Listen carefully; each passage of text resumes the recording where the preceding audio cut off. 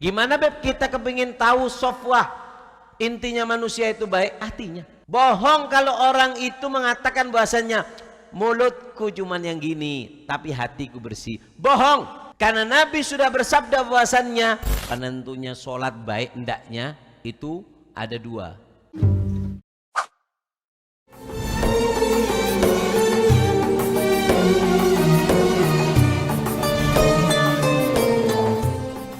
Semua sesuatu memiliki jantung. Semua sesuatu memiliki hal yang sangat istimewa di dalamnya. Setiap sisi, setiap segi itu ada baiknya, ada intinya. Seperti manusia, inti kebaikan manusia itu ada di dalam dirinya. Kata Rasulullah, di dalam diri manusia itu ada segumpal daging. Jika segumpal daging ini baik, soluhatil jasadi kullu, maka semua jasad dari ujung kaki sampai ujung rambut akan menjadi baik. Tapi kalau segumpal daging itu rusak, maka apa? Maka fasadat jami'il jasad, maka dari ujung kaki sampai ujung rambut akan rusak. Jadi orang itu kepingin tahu baik enggaknya bukan dari surban, bukan dari janggut. Ini ada obatnya janggut ini. Bukan dari putih, pada glowing setia. Bukan dari abaya, abaya ada belinya. Action gayanya, jalannya, duduknya, bukan. Hatinya di sini. Ini kalau baik, semua baik. Gimana Beb kita kepingin tahu sofwah, intinya manusia itu baik? Hatinya. Kita kan nggak tahu hatinya manusia. Kamu kalau kepingin tahu hatinya manusia, lihat tingkah lakunya. Karena tingkah laku manusia itu adalah cerminan daripada hati.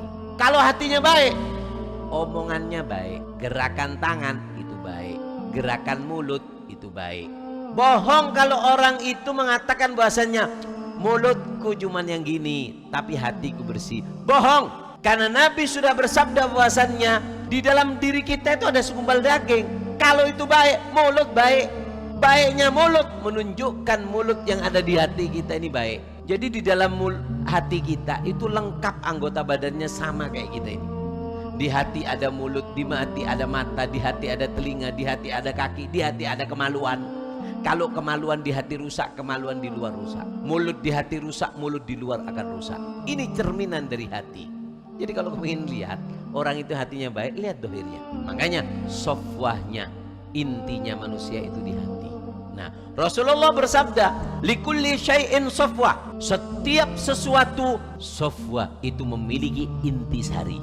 Wa sofwatus shalah, dan intisari daripada salat takbiratul ula, yaitu adalah mendapatkan takbir bersama imam.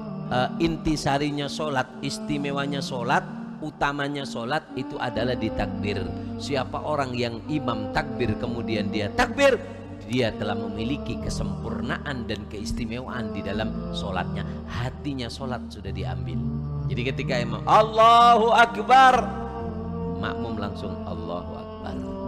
Makanya dikatakan takbiratul ihram. Kenapa kok dinamakan takbiratul ihram? Sumya bi takbiratul ihram li'annaha tuharrimu makana halalan qablaha. Takbiratul ihram itu dikatakan takbir ihram. Kenapa? Karena setelah takbir itu ada hal yang haram, yang sebelumnya halal, ketika takbir jadi haram. Makanya namanya takbir yang mengharamkan yang sebelumnya halal. Berbicara halal karena sebab takbir ini berbicara jadi haram. Artinya haram di sini bisa membatalkan sholat. Makan sebelum takbir halal, ketika habis takbir haram, diharamkan makan. Gimana orang sholat makan? Makan itu bukan berarti gini. Kesusu-susu habis makan langsung sholat. Ada sisanya daging. Eman ini. Eman kelunyok. Itu namanya makan. Paham ya? Makan itu memasukkan sesuatu ke dalam kerongkongan ini ketika waktu sholat. Sampai dikatakan bahasanya takbiratul ula, takbir yang pertama bersama imam ini adalah intinya sholat. Idza saluhat wa hadhara fiha, siapa orang yang dia ini memperbaiki takbirnya, memperbagus takbirnya, dan menghadirkan hatinya ketika dia takbir, maka apa? Soluhat jami'is sholah, maka setelahnya sholat itu akan menjadi baik mengikuti daripada takbirnya.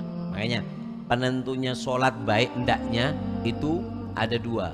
Satu, wudhu. Kalau kita bagus wudhunya dan khusyuk, sholat kita berpengaruh. Yang kedua apa? Yaitu adalah takbiratul ula, ketika kita takbir. Ini penentu baiknya sholat kita. Jika kita perbaiki dua ini, perbaiki ketika wudhu, khusyuk, gak main-main, gak ngomong. Makanya saya sering mengatakan tidak boleh berbicara ketika berwudhu, makruh. Karena dikatakan orang kalau berwudhu itu dikasih oleh Allah gubah dari cahaya, seperti kayak balon dari cahaya menutupi. Kalau berbicara, des, langsung putus. Tapi kalau dia nggak berbicara, itu akan melindungi kita sampai batal wudhu. Jadi ada virus, ada apa, akan kena tameng daripada cahaya yang kita buat ketika kita berwudhu. Dua ini penentu sholat.